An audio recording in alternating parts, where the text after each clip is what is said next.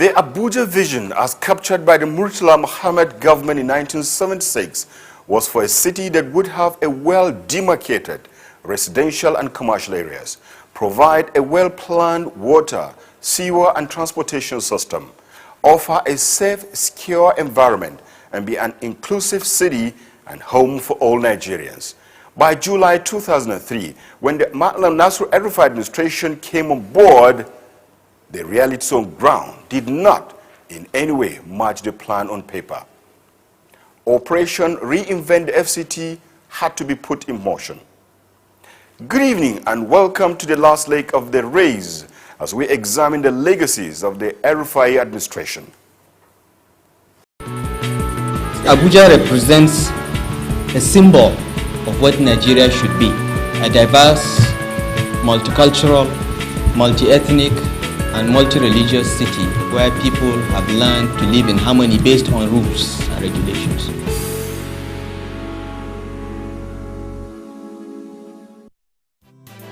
The capital city of Abuja in the year 2003 was slowly grinding to a halt. Land allocation in the city and its environs were done without transparency. Issues of falsified certificates of occupancies and rights of occupancies were rife in the FCT. There was a general failure in the provision of basic infrastructure. For instance, the city, which was projected to have been completely built by the year 2000, could not boast of developing one out of the 4 phases to completion. Waste management was a problem, water was scarce, while satellite town development was totally neglected. Little wonder then that the presidential directives to the Minister of the FCT in July 2003 seemed like an impossible feat to achieve. Correcting the mistakes of over 25 years in 4 years was indeed a phenomenal task. The first mandate was to reduce corruption in administration of the FCT. In short, Mallam Nasir El-Rufai was to fight corruption to a standstill. Corrupt practices had pervaded almost every facet of the city's administration, but more particularly land administration. The manual record keeping in the land registry only aided the corrupt practices. Confusion reigned supreme. Mallam Nasir El-Rufai first of all put a ban on land allocation until the system was cleaned up, the backlog cleared and perpetrators of the corrupt practices apprehended. Some people lost their jobs in the cleanup exercise. Some others are being prosecuted.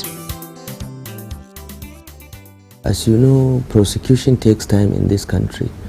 The EFCC is prosecuting several cases involving our dismissed or terminated officers.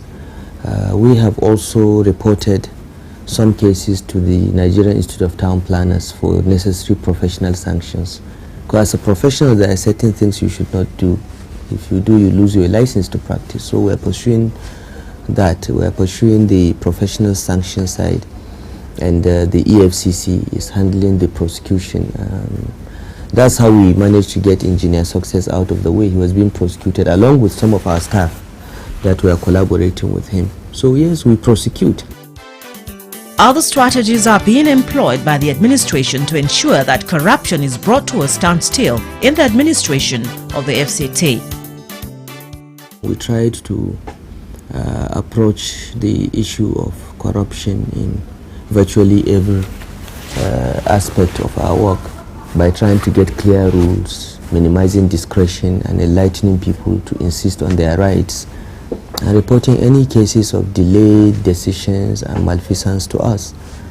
And it has been a long journey. We've had to get rid of many people that just refuse to change.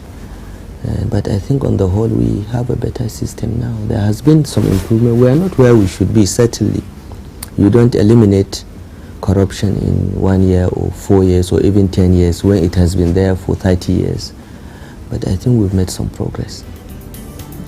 The second mandate was the computerization of the land records. This move further helped the war against corruption in land matters. Clearly, technology helped us prevent errors I have on my system here all the land records. So when I'm brought papers to approve the allocation of land, I can also check. And once or twice, I've had to ask questions of ages after they have done all their work and brought it. I check and I find that some plots that they wanted me to allocate don't exist, or those plots are in a green area. And I query, I say, look, what's going on? Because from my system, it looks like this plot should not exist, or it's a green area. So we have averted several disasters, small and big, using technology. The Abuja Geographical Information Systems was set up in July 2004. So far, over 2,000 maps have been captured and are available in digital form, while another 1,500 built-in drawings of engineering infrastructure, water and sewer lines have been digitized. Aegis has recertified more than 10,000 CFOs and has fashioned out a new CFO that is near impossible to forge. The technology has helped to reduce the rate of double allocations from over 50% to between 5 to 10%. The El-Rufai administration is therefore doing all it can to ensure that the successes are not reversed. Any government department that is set up administratively can be abolished. Aegis was set up administratively as a department of government. I can do that under the powers I have in the Federal Capital Territory Act. But we want to go further by institutionalizing Aegis and giving Aegis the necessary independence by taking a bill to the National Assembly which will establish the Abuja Geographic Information System as an autonomous agency. That bill has already gone through a couple of readings in the House of Representatives, and the Senate is also looking at it. And I've been assured by the leadership of our committees in the House and Senate that they will pass before the end of this administration. Mandates 3 and 4 were to restore the master plan and enforce development control standards. In carrying out these assignments, the administration of Mallam Nasir El-Rufai probably received the highest degree of public outrage. What the people could see at the beginning were houses coming down and people's lives being overturned. But like Mallam Nasir El-Rufai always says, no society can survive without rules, and Abuja wasn't any different.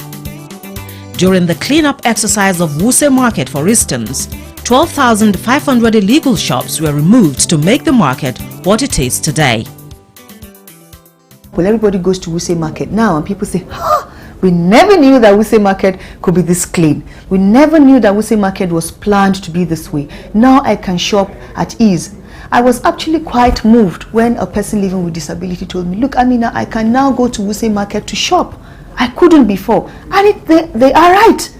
They would never find the space because the areas that had been designated for them to move with ease had been taken over by structures that if we had a fire in Wuse Market, we would never have been able to rescue anything. Because where would the fire engines go? Where would even the owners of the properties rush to rescue their properties?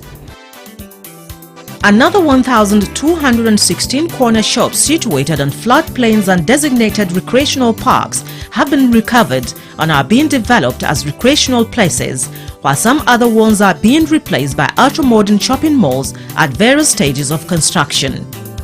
All in all, 75% of structures and development on water, sewer lines or under high tension lines have been removed all over the city. The protests have died down. What the people can see is a city where orderliness reigns. The one problem that the El-Rufai administration is poised to handle in enforcing development control standards is that of uncompleted buildings. Some people start buildings and abandon them. And our concern with such abandoned buildings is that they have become a haven for criminals. Criminals hide there and attack their neighbors at night, and when you chase them, they disappear into these uncompleted buildings. So we've put out public notices asking people to come and complete their buildings. Otherwise, we'll remove them because they have become a threat to public safety, and we've been removing some of them. But many people have come back to complete their buildings, and that's what we'd prefer. We want the buildings completed. But if you don't come in within the stipulated period, we just remove the structure and give the plot to someone else, because it's better to have a place without any abandoned building which will house criminals than to accept that. The El-Rufai administration has also concluded the numbering of houses in Phase 1 with new number plaques according to the district's chosen color code. This is for easy identification of location. Abuja represents a symbol of what Nigeria should be, a diverse, multicultural, multi-ethnic, and multi-religious city where people have learned to live in harmony based on rules and regulations.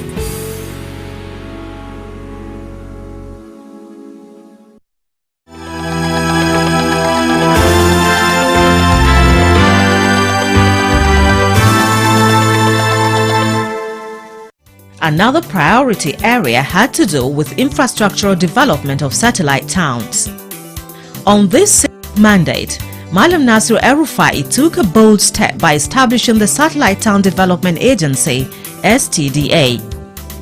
In addition to planning the satellite towns, basic infrastructure like roads are being provided to open up the designated areas. Satellite towns development has not been as impressive as envisaged in the master plan, but we've started. We have started work on 6 satellite towns: Karu, Kubwa, Karshi, Gwagwalada, Dobi, Buari. All these are satellite towns that we have replaned, and Kuje we have replaned, and we are doing work on the infrastructure there. The whole idea is for low and medium income people to have alternative places to locate, and the work is going on there. We've started a little late, but better late than never. Mr. President also mandated the minister to control and eventually eliminate all squatter settlements in the federal capital city. By December 2006, all the squatter settlements in the city were removed. The El-Rufai administration is also committed to resettling the 49 villages still remaining on the city's corridors. 3 resettlement sites, namely Galuishere, Apo and Wasa, have been acquired and are being developed for the original inhabitants in these villages. Galuishere resettlement site, for instance, is 80% complete and is designed to take in the villages along Mabushi-Utako areas of the FCT. The exercise of resettlement and enforcing the master plan oftentimes involves the payment of compensation. To properly handle this issue, the El-Rufai administration set up the Department of Resettlement and Compensation, and for the first time in the history of the FCT, records are available to back up every compensation exercise. With the exception of this administration of Mr. Minister and the former installment of this our department, we need to have adequate records of what we have been doing. So far, so good. We have records of all payments we've done so far. Over ₦1 billion has been paid in compensation by the El-Rufai administration. The Mallam Nasir El-Rufai administration also received a mandate to improve sanitation levels and accelerate the greening of the federal capital city.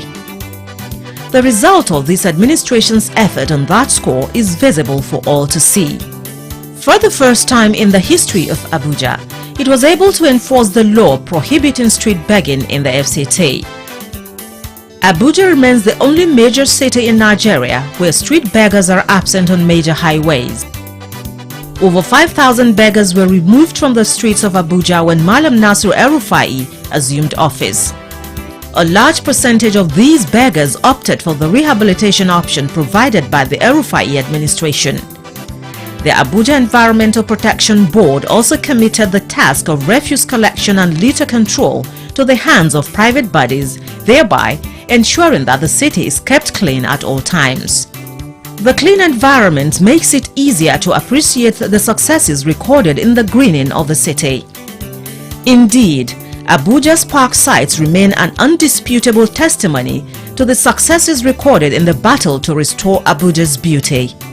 Scattered strategically in the city's neighborhoods and districts, these green havens offer residents of the city refreshing rest, respite and recreation.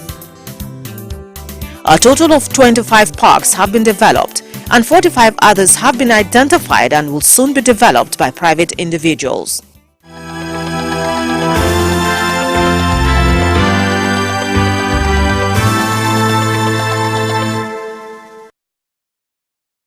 About 80 kilometers of roads, 50 hectares of open spaces, and another 30 hectares of designated park sites have been planted with over 600,000 trees, grass, and ornamental shrubs. The Parks and Recreation Department and the El-Rufai administration was also able to set up a tree nursery with over 30 indigenous varieties of plants in Wuse 2. This nursery is the first of its kind in Nigeria. All these efforts at cleaning and greening the city put Abuja in a position to win an award in China as the most livable city in the year 2006. The story of Mallam Nasir El-Rufai's successes will not be complete without recording the improvement in private sector participation since he assumed office. Abuja is a case study for a city where the public and private sectors have successfully partnered in developmental programs. A typical example is the Abuja at 30 village, where 1,000 houses are being built for low-income earners. When the celebrations of Abuja at 30 rounded up on February 6, 2007, because it was a year-long celebration, we had gotten private sector organizations pledging over 500 million to build those houses. You look around the Federal Capital Territory and look at the parks. You look at parks that are being managed by different organizations. It is written there, banks, oil companies, construction companies, they're all coming in to say, we want to contribute to growing this city of pride, because we all need one city that we can look at and say, this is one of the best in the world. And Abuja is also a city where everybody can say, I'm a resident. It doesn't matter what state of the country you come from, nobody is an indigene or a settler. We are all residents. You can come from Delta State or anywhere and contest to be a senator. This is the only place where that can happen. So everybody from the private sector, from civil society, have wanted and have been part of the growth of Abuja. Mallam Nasir El-Rufai's coming in 2003 saw to the recapitalization of Abuja Investment Company, now Abuja Investment Group Limited. Through its many subsidiaries, private sector participation has been sought and gained in areas of property development, transport, and other social services. Under Mallam Nasir El-Rufai's administration, the education sector has taken a quantum leap. In accordance with a mandate to increase funding and performance of the FCT schools, Mallam Nasir El-Rufai has increased budgetary allocations to the sector from 5% of the FCT's budget in 2003 to over 20% in the 2007 budget. From a budget of 1.5 billion naira in 2003, it has increased progressively to 20 billion naira in 2007. This has brought a marked improvement to the provision of infrastructural facilities in the sector. 250 additional classrooms were constructed for secondary schools in the FCT, while primary schools had an additional 145 classrooms built. This is in addition to 461 classrooms rehabilitated by the administration. Information and communication technology training in schools has also received a boost since 2003 as primary and secondary schools are equipped with computers.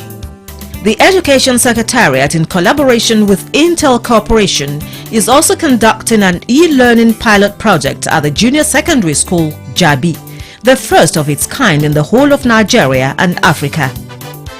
Teacher training and motivation is also key to improving education in the FCT. For instance, in the recent wage increase approved for civil servants in the nation, teachers in the FCT will get an increase of 25%, while their counterparts in other sectors are getting 15%. The Education Secretariat has also received the go-ahead to set up its own Education Management Information Systems, EMIS. The Education Management Information System is one other area that is a critical, I would say, success area, something that we have been able to, we're just about to start that, we've gotten approval, and the work is about to commence on that. But even the data that our consultant has gathered already has provided the basis for the work that's going to be done. So what that will enable us to do is to link up all the various agencies on an information technology highway so that you can actually know what is happening in each of your schools. The last mandate received by the minister was to aggressively fight the HIV/AIDS pandemic. In this quest, the results speak for themselves.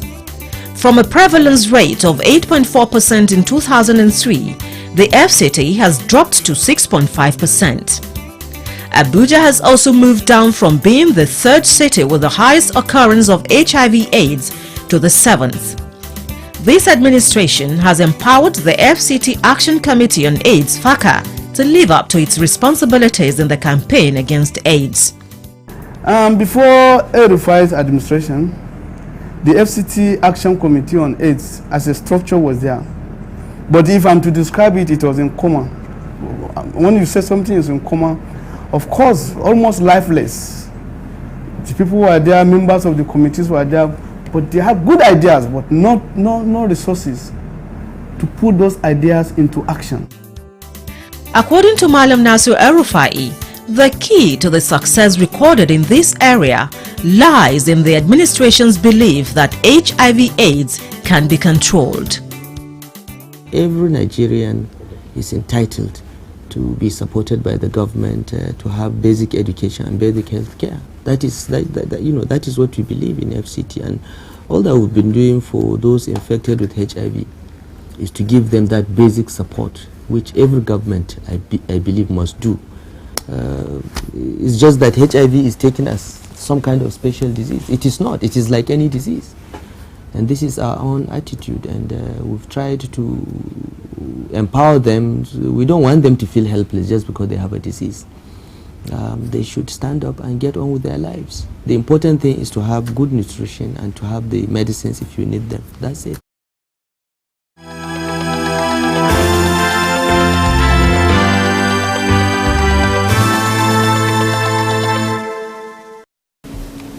Please join me in applauding the FCT Minister, Mallam Nasir El-Rufai, for his courage, foresight, and dedication with all the members of his staff in making Abuja what it is today.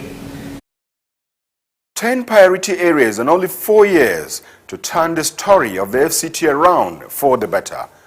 But Mallam Nasir El-Rufai has left no area unattended to, thereby leaving his footprints in the sands of effective and worthy governance towards sustainable development.